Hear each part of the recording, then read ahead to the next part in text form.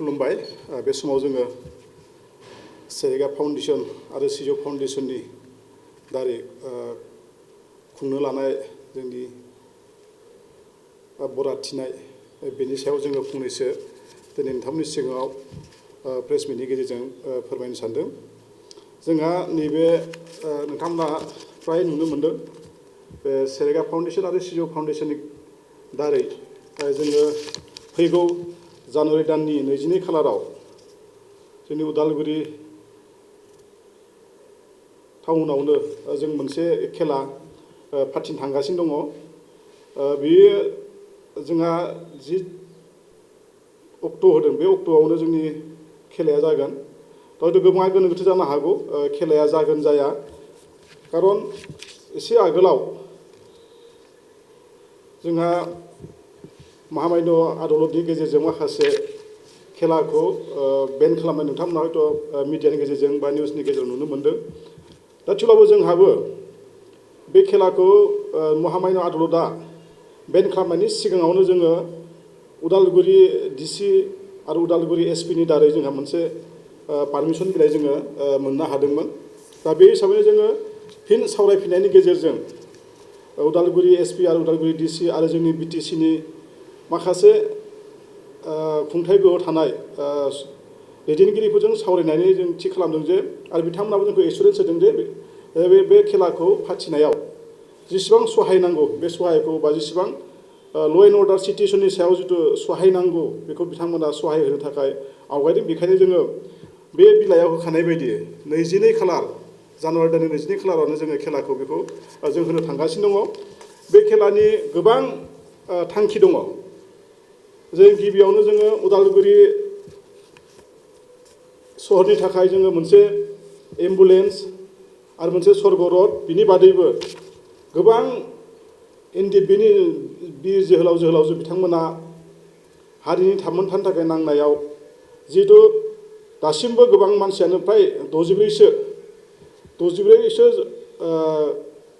दैदेनगिरिफ्रा दाबो जेलाव दङ। बिथांमोननि जेलाव थानाय न'खरफोरखौ एसेब्लाबो सहाय होनो थाखाय जोंनि बे लटारिनि गेजेरजों जिथु मोननाय जिथु इनकाम, बिनिफ्रायनो जोङो बिथांमोननो जा एसे हायो बेखौ सहाय होनो थाखाय जोङो आगोलाव फोसावदों आरो बे थांखिया दाबो जोंहा बाहाल दङ। बेखायनो जोंनि बे लटारिखौ नोंथांमोना अनसायनानै जाहाथे जोंखौ हेफाजाब होनायजों लोगोसे माखासे खामानि मावनायावबो जाहाथे नोंथांमोना हेफाजाब होयो, बेखौ जोङो दिनैनि प्रेस मिटनि गेजेरजों आं खावलायदों। जोंहा लटारियाव नोंथांमोना नुखादों जा गिबि प्राइजआव दङ जोंहा टय'टा फर्चुनार, नैथियाव दङ जोंहा आल्ट्रा बास, थामथियाव दङ आल्ट्रा बास, बिनि उनाव बादैबो महेन्द्र स्कर्पिय' एन, बिदिनो फारियै महेन्द्र थार, मारुति सुजुकि, बिदि गोबां गासै गिफ्ट कुपन नामाव 40टा प्राइज दं। आरो बिनि बादैबो बुक प्राइज दङ जोंहा। बुक प्राइजआव जोङो सेथि प्राइजआव जोंहा मारुति सुजुकि, नैथियाव मारुति सुजुकि, बिदिनो गासै 30टा बुक प्राइज दङ। आरो बिनि बादैबो एजेन्टफोरनि जोंहा माखासे प्राइज दङ। दा बेहाय आं सानो जोंनि बे खेलानि गेजेरजों जोंनि बे सेरेगा फाउन्डेसन आरो सिजौ फाउन्डेसननि दारै जिथु खुंजानाय मोननै स्कुल फरायसालिफोर दङ, बे आलारि एकाडेमि आरो सेरेगा सेकेन्डारि स्कुल, बिनि इनफ्रास्ट्राकचार डेभेलपमेन्टजों लोगोसे बेयाव गोबां जोङो दुखिया सेंग्रा सिख्लाफोर फरायसुलिफोरखौ जोङो फोरोंनानै बेयाव माखासेखौ जोङो बिना फैसा फोरोंनाय खामानि जों मावगासिनो दङ। आरो नोंथांमोननि जुदि सहाय मोनोब्ला आरो बिनिख्रुइ साबसिन जों खामानि मावनानै जोंनि उदालगुरि जिल्लायाव बे जोंनि सेरेगा फाउन्डेसननि गेजेरजोंनो आरो सिजौ फाउन्डेसनजों साजायजानाय मोननै फरायसालिखौ जोङो मोजां मोनसे थासारिसिम लाबोनो हागोन। नोंथांमोना साननाङा जे बे लटारिया मोनसेथ' फेक जानो हागौ। गोबाङानो बिदि कुइसनबो खालामदों जोंखौ। गोबां बे जोंनि बे नाम्बाराव गोबाङानो फन खालामो जे खेलाया जामारना जामारा, ओरैनो थांगोन नामा, बिदि माखासे खिन्थु जों बुंनो नागिरदों बे खेलाया 100% जागोन। नोंथांमोना जेबो साननो गोनां गैया। आरो नोंथांमोना जुदि प्रयजन जायोब्ला जोंनि बेयाव होखानाय नाम्बाराव जोङो कल खालामनानै नोंथांमोना जोंनिफ्राय मिन्थिनो हागोन।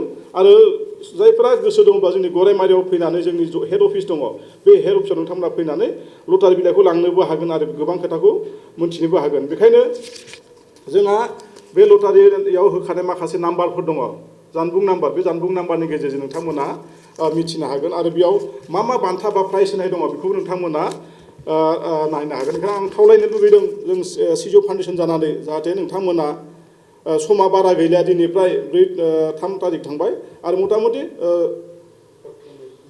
15-20 दिननि गेजेराव जोंनि खेलाया जानो थांगासिनो दङ। ओंखायनो आं खावलायदों बे मिडियानि गेजेरजों नोंथांमोना जाहाथे जोंनि बे लटारिखौ बायनानै जोंखौ हेफाजाब होनायजों लोगोसे जों माखासे खामानि मावनो नोंथांमोना सहाय होनानै आङो बेखौ बुंनानै आं दिनै नोंथांमोननि सिगाङाव बयखौबो खावलायदों जाहाथे जोंनि बे लटारिखौ जायफ्रा लायाखै नोंथांमोनखौ बयखौबो बायनानै लानो थाखाय आं खावलायनाय जाबाय। दिनैनि खौरां मेलनि गेजेरजों आं बेखौनो बुंनो सानदों जोंनि लाकि ड्र कमिटिनि जानानै आं दिनै बेखौनो नोंथांमोनखौ क्लियार खालामनो नागिरदों रायजो राजाफोरनिसिम आं मोनसे क्लेरिफिकेसन होनो नागिरदों। गोबां रायजो राजाफोर दिनैसिमबो जोंनि बे बराथिनाय गेलेनायनि सायाव गोनो गोथो जाबाय थानायखौ एबा सन्देह खालामबाय थानायखौ जों नुनो मोन्दों आरो खोनानो मोन्दों। गोबांफ्रा बेबादिनो जों जि सेरेगा फाउन्डेसन आरो सिजौ फाउन्डेसनजों लोगो लाज्लायनानै जि बराथिनाय गेलेनाय जोङो थाम थिम खालामदों जाय बावैसोनि उनाव नैबे सोलिफु दाननि 22 खालार थामहिनबा 22/1/2025 खालि जानो गोनां जिहेतु जोंनि बराथिनाय गेलेनाय बेखौ लानानै गोबांफोर दिनै जोंनिफ्राय बेबादि टिकेट लांखानाय डिलार्स एजेन्ट्सफोर बा रायजो राजाफ्रा बेबादि गोबांफ्रा बेबादि गोनो गोथो जानानै जोंनिसिम खायसे फिदिंफिननो नागिरदों आरो गोबांफ्रा बेबादिनो लानायफ्राबो बेबादि रांफोरखौ होनो नागिराखै। खिन्थु नोंथांमोना बेखौ जेबो गोनो गोथो जानांगौ गैया। मानो होनब्ला जिहेतु जोंहा गभर्नमेन्टनिफ्राय पारमिसन मोनखाबाय बे पारमिसन मोननायनि थाखायसो जोङो दिनै बेबायदि बोलो फोराननानै जोङो बेबायदि फुल सुइंजों खामानि मावनानै बे खेलखौ जों होनो लादों। बेनिखायनो नोंथांमोना बेखौ लानानै खुनु गोनो गोथो जानो गोनांथि गैया। जोंहा बावैसो साननि उनावनो जासिगोन जिहेतु 18 सानसोनि उनावनो जासिगोन दिनैनिफ्राय लानानै। बेनिखायनो नोंथांमोना खुनु बाहाय गोनो गोथो जानाङा। जाय जेरै हागौ बेबायदि नोंथांमोनहा बेबायदि आवगायबोनानै जोंखौ कअपारेट खालामनो हागोन। मानो होनना बुङोबा जोंहा जाय बेबायदि गेदेरथार माखासे थांखिफोर लानानैसो बे खेलखौ जों होनो आखायाव लादों। जाय थांखिफोरखौ जोंहा सिगांनि जोंनि सोद्रोमा बिथां सासेया फोरमायथिलांबाय। बेनिखायनो बे समाव जोंहा जिहेतु बे खेला अल आसाम बेसिसाव बे जागोन। बेनिखायनो अल आसामनि नुक एन्ड कर्नार जेरावबो जोंनि बे लटारि टिकेटआ सहैजोब्बाय। जोंनि बे बराथिनाय गेलेनायनि जि उपहार कुपन बे सहैजोब्बाय। बेनिखायनो जेरावखि थाया मानो जाय सुबुंफ्रानो बेखौ मोना मानो बेयाव जेबो गोनो गोथो खालामनाङा आरो नैबे स्क्रिनाव होनाय जि नाम्बार बेवहाय नोंथांमोनहा माबाफोर मिथिनो माबाफोर कुवेरिसफोर थायोब्ला सोंहरनो हागोन आरो जोंनिफ्राय क्लेरिफिकेसनखौ लानो हागोन। मानोना जोङो माखासे गिदिर थांखि लानानै जिहेतु होदों आरो जोङो जोंनि जि बड'लेण्ड खुंथाइ बे बड'लेण्ड खुंथाइया जोंनो फुल बेबायदि कअपारेसनखौबो जोंनो होबाय पारमिसनजों लोगोसे। बेनि थाखाय नोंथांमोना खुनु बाहाय माखासे एडमिनिस्ट्रेटिभ साइडनिफ्राय माबा मोनसे दिगदार मोनगोन बेखौबो नोंथांमोना साननो नाङा। बा सोरबा जोंनि बेबायदि उपहार कुपनखौ लानानै सोरनोबा बिलायोब्ला माबा मोनसे गावनि सायाव लिगेल एक्सन फैगोन नामा बेखौ नोंथांमोना खुनु सन्देह एबा गोनो गोथो लानो गोनांथि गैया। बेनिखायनो दिनैनि खौरां मेलनि गेजेरजों बेखौनो जोङो क्लेरिफिकेसन नोंथांमोननिसिम जों होनाय जायो।